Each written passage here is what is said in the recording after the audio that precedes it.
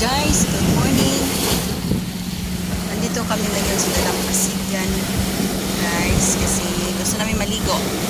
Ayun, masarap pakinggan ng alon ng mahampas sa Dalampasigan. Guys, actually nandito kami sa tabi ng Pantalan. Ayun guys, makikita nyo may barko doon. Yung barko na yan is pabiyahe yan patungo doon sa Dumaguete. Vice versa lang yan. Dumaguete dito sa buwan. Ayan na guys, maliligo na kami. Ayun, ang sarap. Ang sarap ng dagat. Maalat pala.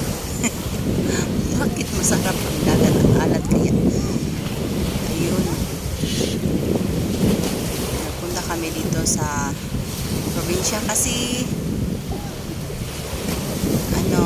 inimbitahan kami ng family friend namin kasi basta sa lugar nila. Ayun.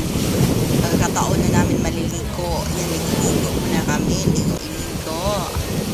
Ayun. Ang sarap ng dagat. Yun lang guys. Thank you for watching.